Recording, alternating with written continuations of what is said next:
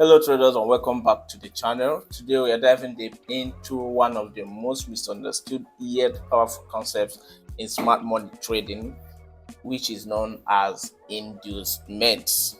Ever wondered why price grabs liquidity right before a major move, or why your stop loss always gets hit just before the market takes off in your direction? I know a lot of us have fallen victim to this particular scenario. That is no accident, it is designed, and trust me, it all comes down to inducements.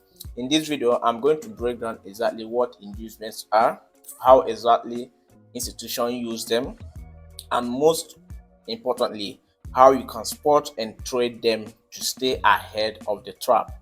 Stay locked in because by the end of this video, you will never look at market structure the same way again.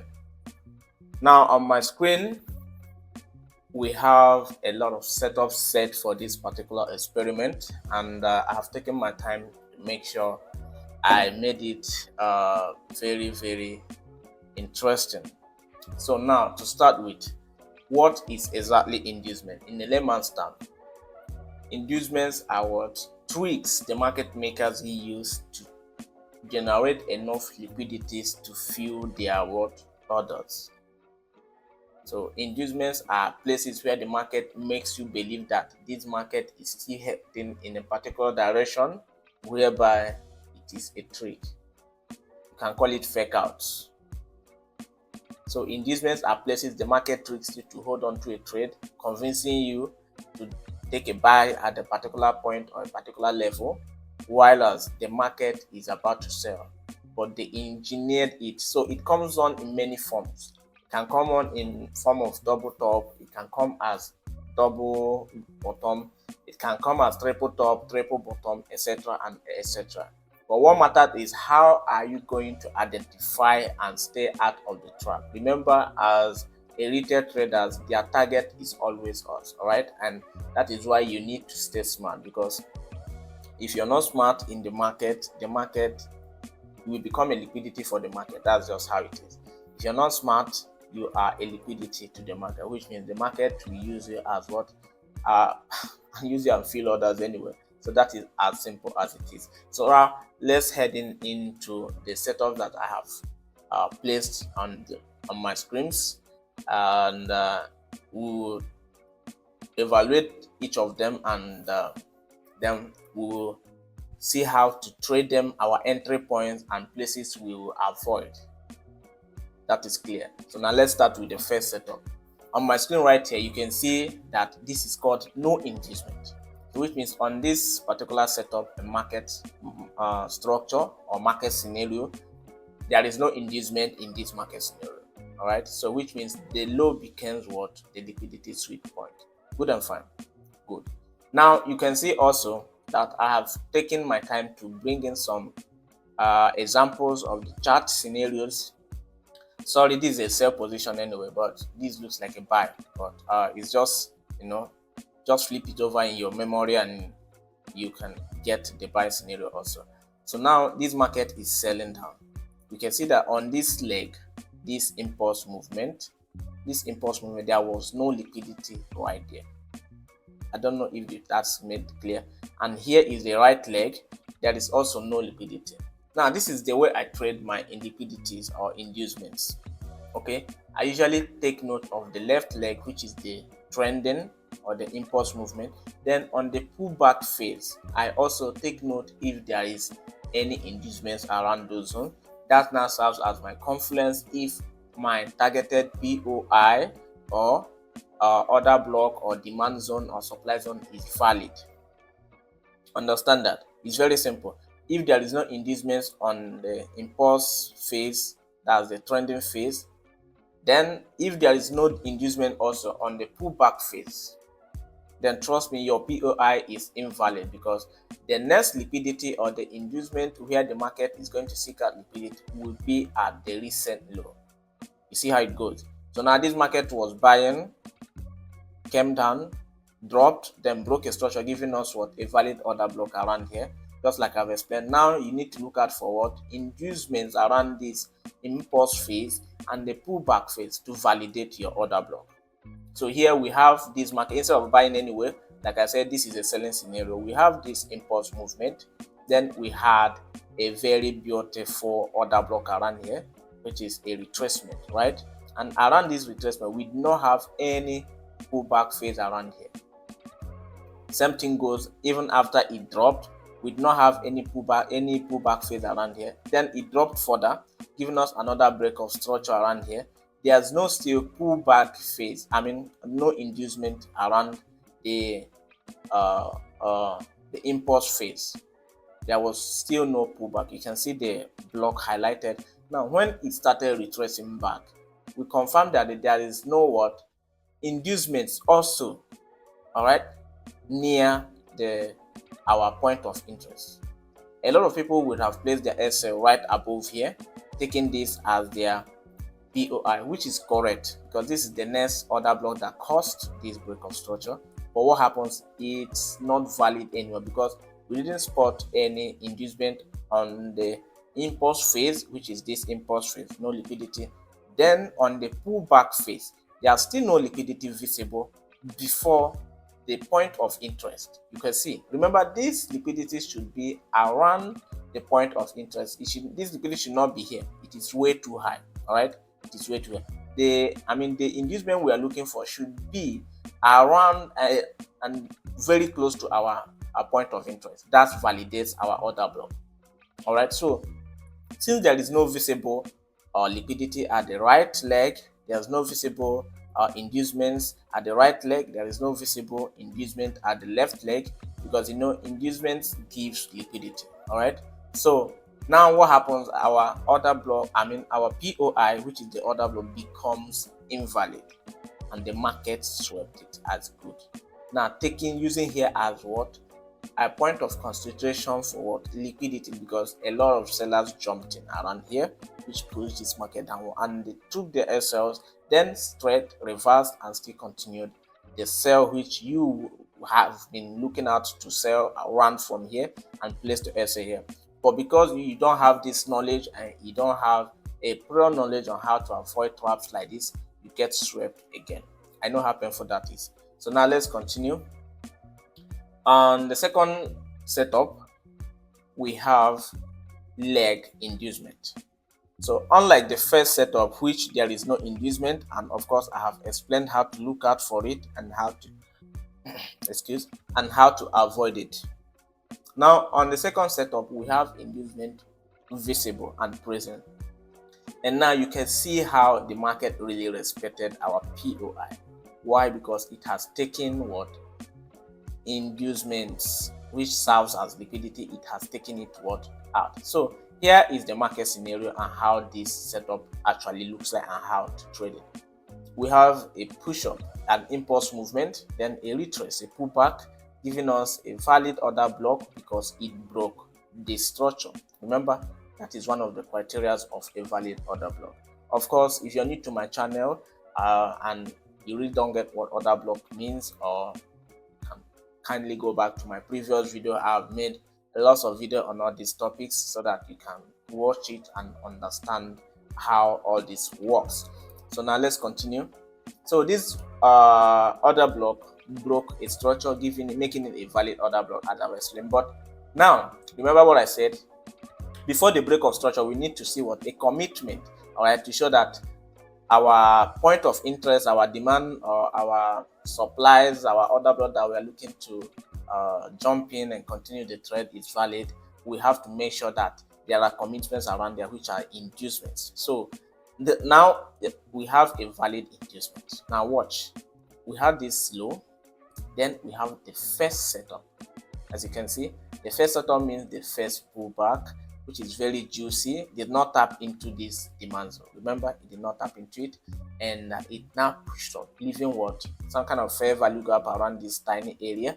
And also this means that a lot of buyers jumped in right inside here to take this trade, hoping it will still continue going on, but that's not how it works. So now, as a smart money traders, we understand that all these are what short-term movement, because the market is going to come back into this point of interest, and then we can jump in with what full confidence. All right, so now We have the first setup, leg inducement. On the left side of this market, we have what? First pullback, which is this tiny block that I've marked here. And you can see that so many people, I mean, if you don't understand how inducement works, a lot of traders will place their point of interest on this next low, hoping that this will be the point of interest or the next demand where the market is going to continue this trend, and still go up. I hope you understand. Now, what happens? The market came down, which is on the retracement or the pullback phase, and on this leg inducement, we still had another GC one around here. And what happened? The market swept it, tapped into our other block, and what? Continued. So now on this scenario, on this particular second setup, this is a buy scenario, but while as the example I could find was in a sell scenario. So now we have a push up that's a very beautiful downtrend, right? And then we have what? This liquidity around here. All right, this, you can see that I marked it already, this liquidity around here. Now what happened here becomes our point of interest, because on the left side we have another liquidity also. You can see that there was some kind of rejections around here before the market still dropped down. All right, a lot of traders will use here as a breakout block or whatever sort, and and try to sell. But what happened? The market came back on going to take liquidity, break it, and see, tapped into our point of interest because we have taken liquidity already, tapped into our point of interest, and then sold down. You can see how juicy that is. With these setups, you can actually have a more confirmation, a more clearer view on your trade setup, and a higher win rate, because you are now trading by the footsteps of the smart money makers. All right, so let's move on. On the third setup, we have a pullback inducement. We have what? A pullback inducement. And what happens on this pullback inducement? You can see that the market is on an impulse move, retraced, then break a structure, giving us a valid order block. We can find around this key area because it broke the structure. Now what happens, as I always say, make sure to look out for what? The right leg and the left leg. The right leg is the impulse, the left leg is the what? The pullback phase. So now looking at the right leg, there is no liquidity, inducement available on the right leg, because this was a clean impulse movement. Buyers was very aggressive. There was no chance for sellers, or there was no inducement around this area. And what happened on the pullback phase? We need to look out for what? A commitment, that is inducements around the right side of the market. That's the structure, right side of the structure, which is the pullback structure phase. So now on this right structure, we see that there was commitments, which means market makers are trying to deceive what? Buyers and sellers, tricking sellers to see hold on, and tricking them to think that the market is going to break this low, right? Now, since that we have had this commitment, what we need to look at is what? A liquidity sweep. Remember, make sure that the market taps into your zone, and once you have this kind of formation on your chart, then your entry point becomes valid. Now here is an example, a chart example illustration. We have this movement, very beautiful movement. This becomes our recent high, and on the left leg, which is the impulse movement, we have no visible liquidities available. You can see that no visible inducement available. You can see that it was a very nice push up. Now what happened when the market started retracing, or the pullback phase? We now started having what? Countless of what? Some kind of consolidation patterns, right? Now in this consolidation pattern, we had a double bottom. Remember, see, this bottom is right before our POI. Just like I said, the inducement should be near or very close to your entry point. If it is too far, it may likely sweep that low, but it should be very, very, very close anyway.